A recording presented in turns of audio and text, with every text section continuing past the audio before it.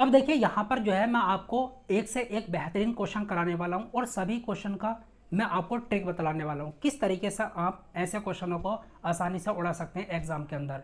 देखिए ये क्वेश्चन भी आपसे आरआरबी एनटीपीसी 2016 में पूछा गया है और इस तरीके का क्वेश्चन जो है चाहे तो एसएससी का एग्जाम हो चाहे रेलवे का एग्जाम हो बार बार पूछे आ रहे हैं। यहाँ पर आपको क्या दे रखा है, बहुत ध्यान से सुनना। एक धनराशि पर 5% प्रति वर्ष की दर से 2 वर्ष के लिए साधारण ब्याज और चक्रवृद्धि ब्याज का अंतर 25 रुपये है, तो आपको धनराशि ज्ञात करनी है, प्रिंसिपल क्या होगा। अब देखिए यहाँ पर आपको रेट क्या दे रखा है, आपको जो रेट दे रखा है वो 5% दे रखा है। कितना? 5% जो दर दे रखी है। और टाइम कितना दे रखा है? 2 साल का। देखिए अगर आपको 2 साल का टाइम दे रखा हो और आपको साधारण ब्याज चक्रवृद्धि ब्याज का अंतर दे रखा हो, कुछ भी 2 वर्ष का टाइम हो, बस इतना याद रखना, और अंतर कुछ भी दे रखा हो, यहाँ पर कितना दे रखा है 25, और रेट भी आपका कुछ भी हो, तो आपको एक फॉर्मूला लगाना है, difference is equal to P multiply R square upon 100 का स्क्वायर। बस इससे आप क्या क्या निकाल सकते हो, डिफरेंस भी निकाल सकते हो, प्रिंसिपल भी और रेट भी निकाल सकते हो। लेकिन यहाँ पर इस क्वेश्चन में आपको धन निकालना है, मतलब कि प्रिंसिपल क्या होगा। डी की वैल्यू कितनी है? 25 है, तो 25 लिखो। ओके, प्रिंसिपल आपको निकालना है। आर की वैल्यू कितनी है? 5 है, तो 5 का स्क्वायर कितना होता है? 25 होता है। यहाँ पर क्या लिखोगे? 1 0 0 0 0, इस तरीके से। आगे क्या करते हैं, यहाँ पर इसको इससे उड़ा दो, यहाँ पर कितना आया? 1, इसकी इससे मल्टीप्लाई कर दो, तो पी की वैल्यू कितनी आ गई? 10,000। ठीक है, तो आपका जो मूलधन है वो कितना है भैया? 10,000 है। तो इससे आसान क्या तरीका होगा, बस इतना याद रखना, 2 साल का टाइम हो और इस तरीके का केस हो, रेट कुछ भी दे रखा हो, डिफरेंस कुछ भी दे रखा हो, बस टाइम पर नजर मारना का 2 साल दे रखा है, तब आप जो है इस फॉर्मूले को लगा सकते हो। आई होप आपको ये बेहतरीन तरीके से समझ आ गया होगा। चलिए अगला क्वेश्चन करते हैं जो आपसे आरआरबी एनटीपीसी 2021 में पूछा गया है। 4 9 12 का चतुर्थ अनुपाति ज्ञात कीजिए, मतलब कि फोर्थ प्रोपोर्शन आपको ज्ञात कर रहा है। कैसे करेंगे? बेहतरीन क्वेश्चन है, लाजवाब क्वेश्चन है। देखिए आपको यहाँ पर क्या दे रखा है, एक तो 4 दे रखा है, 9 दे रखा है और 12 दे रखा है। आपको यहाँ पर फोर्थ प्रोपोर्शन निकालना, मतलब कि चतुर्थ अनुपाति ज्ञात करना है आपको। अब कैसे करेंगे? हमेशा याद रखना इसका एक फॉर्मूला होता है, ठीक है, क्या होता है? बी सी अपॉन ए, ये होता है फॉर्मूला। ये होती है ए की वैल्यू, ये होती है बी की और ये होती है सी की। ठीक है, ए बी सी। अब यहाँ पर बी की वैल्यू कितनी है? 9 है, सी की वैल्यू कितनी है? 12 है, और ए की वैल्यू कितनी है? 4 है। ओके, 4 तिया 12, 9 तिया 27। तो आपका जो फोर्थ प्रोपोर्शन होगा, चतुर्थ अनुपाति होगा, वो कितना होगा? 27 होगा। ऑप्शन कौन सा सही जाता है आपका? ऑप्शन यहाँ पर आपका मेरे दोस्तों सी बिल्कुल करेक्ट जाता है। बतलाइए इस क्वेश्चन में क्या था? बेहतरीन क्वेश्चन, लाजवाब क्वेश्चन। देखिए यह क्वेश्चन आपसे आरआरबी एनटीपीसी 2021 में पूछा गया और इस तरीके के क्वेश्चन भी बार बार पूछे आ रहे हैं। चलिए कैसा करेंगे, देखिए यहाँ पर दे रखा है निम्नलिखित का मान ज्ञात कीजिए। कैसे करेंगे? यहाँ पर आपको दे रखा है 4 अंडर रूट 0.00081। ओके, देखिए पॉइंट को हटाओगे तो नीचे 0 लगाओगे, 1 2 3 4 5 6, क्योंकि पॉइंट से पहले कितने अंक है? 1 2 3 4 5 6, इस तरीके से 4 लिखोगे। अब क्या आ जाएगा? 81, और नीचे 0 0 0 0 0, कितने हो गए? यहाँ पर 1 और लगाओगे। ठीक है, अब देखिए 4 लिखेंगे, 81 का स्क्वायर रूट क्या होता है? 9 होता है। ठीक है, यहाँ पर कितने जीरो बाहर निकलेंगे? देखिए 2 जीरो का 1 जीरो बाहर निकलता है यहाँ पर। ठीक, तो यहाँ पर लिखेंगे 0 0 0, 9 चौक 36। ओके, और नीचे क्या आया? 1000। इस तरीके से पॉइंट कहाँ लगाएंगे? पॉइंट जो लगाएंगे हम 0.036, इस तरीके से 3 के बाद लगेगा, क्योंकि नीचे 0 है, तो 3 के बाद जो है आपको क्या लगाना है? पॉइंट लगाना है। तो ये क्वेश्चन तो बहुत ही आसान है। आपका कौन सा ऑप्शन जो है सही जाता है? ऑप्शन बी आपका करेक्ट जाता है। तो बताइए इस क्वेश्चन में तो कुछ नहीं था, ये तो आप वैसे भी कर लेते। चलिए अगला क्वेश्चन क्या कहता है, आपसे आरआरबी ग्रुप डी 2018 में पूछा गया। ऐसे क्वेश्चन, इतने सिंपल क्वेश्चन भी पूछे जाते हैं भाई, आपको मौका दिया जाता है पास होने का। चलिए यहाँ पर क्या दे रखा है? 1 3/11, इस तरीके से आपको यहाँ पर इसका वर्ग निकालना है। चलिए इसको फ्रैक्शन में कन्वर्ट करते हैं। 11 कन 11, 11 में 3 जोड़ा कितना आया? 14। ओके, डिवाइड में कितना? 11।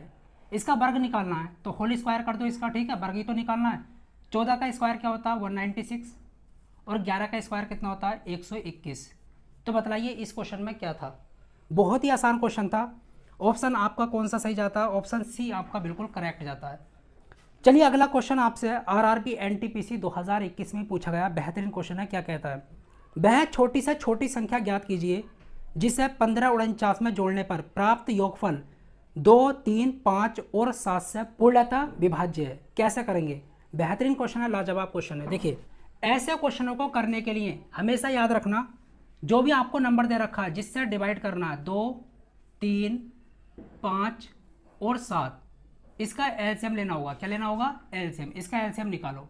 ये सारे के सारे क्या प्राइम नंबर है, तो प्राइम नंबर का एलसीएम क्या होता है, इन सब की मल्टीप्लाई कर दो तो कितना आ जाएगा, यहाँ पर आने वाला है 7 पंजे 35, दूनी 70 और यहाँ पर 210 आने वाला है। ठीक है, 210 आ जाएगा एलसीएम। अब यहाँ पर एलसीएम निकाल लिया। अब जो आपकी संख्या वो क्या है 1549 है। कितनी है 1549। ओके, इसको डिवाइड करो किससे 210 से। ओके भाई, हमको वो नंबर निकालना है जो इसमें ऐड करना है, क्योंकि ये नंबर जो है ऐसा नंबर बनना चाहिए जो इन सब से डिवाइड हो या फिर 210 से डिवाइड हो। तो कैसा करेंगे यही मैं आपको बतला रहा हूँ। 210 से 1549 को डिवाइड करो तो 7 से करके देखते हैं पहले। यहाँ पर 0, ठीक, और 7 एकन 7 और 7 दूनी 14। ओके, यहाँ पर कितना आ जाएगा 9 और 14 में से यहाँ पर 7 गया तो 7। ओके, बाकी तो 0 0 ये आ गया आपका। अब क्या करना है आपको, कुछ नहीं करना, 210 में से ये 79 घटा देना है। 210 में से 79 को घटा देना है तो ये कितना आ जाएगा, देखिए यहाँ पर बचेगा 1, यहाँ पर 10 में से 7 गया 3 और यहाँ पर 1। 131 ऐसा नंबर है 1549 में जोड़ दें इस नंबर को तो वो नंबर जो है इन सब से डिवाइड हो जाएगा, इन सब अंक से डिवाइड हो जाएगा। तो बतलाइए इस क्वेश्चन में क्या था। तो आपका ऑप्शन जो है कौन सा सही जाता है, आपका ऑप्शन बी बिल्कुल करेक्ट जाता है। देखिए ये क्वेश्चन आपसे एसएससी सीएचएसएल 2023 में पूछा गया है।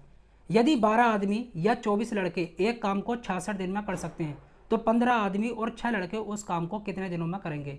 बेहतरीन क्वेश्चन है, बार बार ऐसे क्वेश्चन पूछे जाते हैं। चलिए क्या इस क्वेश्चन को देखते हैं। अब देखिए इस क्वेश्चन को समझाने से पहले मैं आपको यहाँ पर थोड़ा सा बेसिक समझा देता हूँ। ऐसे क्वेश्चनों को आप चुटकियों में कर लेंगे। देखिए मैथ के अंदर अगर या शब्द आ जाए, क्या या, तो इसकी जो वैल्यू होती है वो बराबर होती है, हमेशा याद रखना। और शब्द आ जाए तो इसकी जो वैल्यू होती है, इसको जो समझा जाता है वो प्लस समझा जाता है। क्या, प्लस, बस। अब यहाँ पर आपको क्या दे रखा है 12 आदमी तो 12 मैन। ओके, या तो या का मतलब क्या, बराबर 24 लड़के मतलब कि 24 बॉयज़। इस तरीके से यहाँ से इफिशियंसी का रेशो आ जाएगा मैन और बॉयज़ का, 12 12, 12 दूनी 24। एम लिखेंगे डिवाइड में बी लिखेंगे इजिकल टू 2 ये वाला और ये नीचे आ जाएगा। ठीक, मैन एक दिन में 2 यूनिट काम कर रहा है और जो लड़का है वो एक दिन में 1 यूनिट काम कर रहा है। अब आपको क्या करना है, ये अच्छा काम को कितने दिनों में निपटा देते हैं, 66 दिन में काम को निपटा देते हैं। तो 15 आदमी और 6 लड़के उस काम को कितने दिनों में निपटा देंगे। चलिए टाइम निकालना आपको, तो टाइम निकालने के लिए टोटल वर्क कैसे निकालेंगे, बहुत आसान है, बहुत आसान है। देखिए एम की वैल्यू 2 है, यहाँ पर पुट करोगे तो 12 दूनी 24। बी की वैल्यू यहाँ पर 1 पुट करोगे तो 24 का 24, तो कुछ भी रखो आपका बराबर आना है। तो यहाँ पर जो है 24 मिलेगा आपको। ठीक है, इस तरीके से कितने दिनों में निपटा देते हैं, 66 दिन में। ये आपको टोटल वर्क मिल गया। डिवाइड में आगे कहता है 15 आदमी और 6 लड़के, मतलब कि 15 मैन प्लस, प्लस क्यों, और आया ना बीच में, और 6 बॉयज़। ठीक है, यहाँ पर लिखो 24 गुणा 66।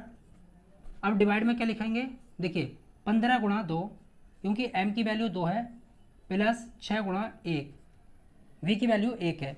तो यहाँ से क्या मिलेगा आपको 24 गुणा 66 और नीचे कितना आ जाएगा, 15 दूनी 30, 6 कन 6, 36 आ जाएगा। ठीक है, 6 छंग 36 और 6 कन 6, 6 कन 6, 6 चौक 24, यहाँ से कितना आ जाएगा 44, मतलब कि 44 दिन में वो काम को निपटा देंगे। 15 मैन और 6 बॉयज़ इस काम को 44 दिन में निपटा देंगे। ऑप्शन ए जो है आपका बिल्कुल करेक्ट जाता है।